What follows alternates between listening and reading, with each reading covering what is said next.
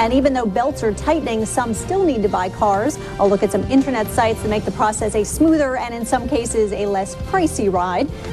BusinessWeek TV. It's about money, earning it, investing it, spending it.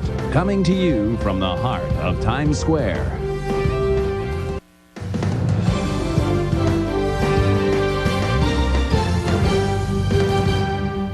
It's hard enough these days to pay the grocery bill, let alone buy a new car. And the car industry is definitely feeling the pinch. Forecasters predict it could be the worst year for sales in a decade.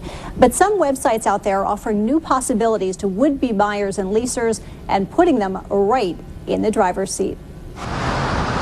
With recessionary pressure hurting the household budget, a new car might seem like a luxury. Many consumers are putting the big purchase on hold.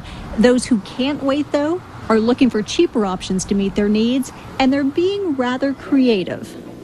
I've bought a few vehicles off of eBay Motors, and I think being able to look at the seller's feedback, what other people have bought, what other people have paid for, what they say about the seller, honestly, because there's they can write whatever they want about a seller.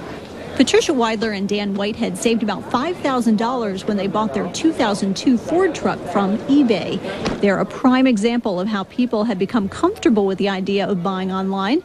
3 million autos have been sold on the website, which claims the sale is made every 56 seconds. You want to get the best value for the money that you want to spend, and so not having sales pressure, I can actually look over all of my options, make a nice educated decision, and then purchase what I'm looking for.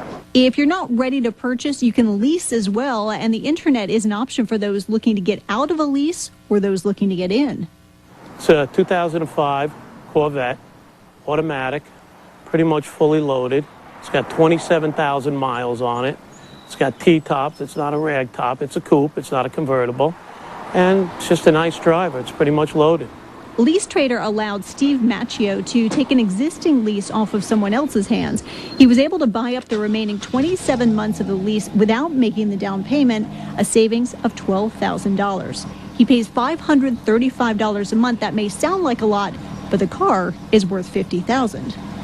I went on LeaseTrader.com, and I was looking for a Corvette, and they have every car under the sun. Anything you want, they have. So as I was scrolling through, I was looking for something that I felt I could afford.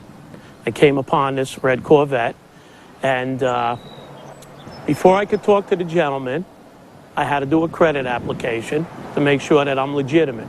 There are some cheaper cars on the site as well for someone who's looking for a daily drive. LeaseTrader works directly with financial institutions and pre-qualifies its buyers.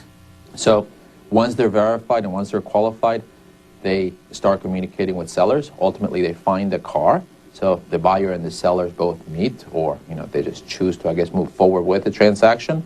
And that's where the leasing company takes it from there, and they transfer the contract from one person to the other. Oh yeah, it saved a lot of money. Come on, it's 12 grand. I couldn't have done it. I wouldn't have been able to do that. A ride in style Macchio wouldn't have otherwise been driving. While leasing is good for consumers who want a car for the short term, buying a car generally makes more financial sense. But it's important to finance correctly. Edmunds.com recommends putting down 20% and taking a 5-year loan term. Now, some new autos are being financed for up to 84 months or 7 years. So avoid this if you can, or you'll find yourself owing more on the loan than the car is actually worth. Now, for those leasing, keep the terms to 3 years or less. And one more thing, the couple we told you about who bought on eBay, they made the 3 millionth purchase. So in honor of that milestone, eBay actually picked up the tab.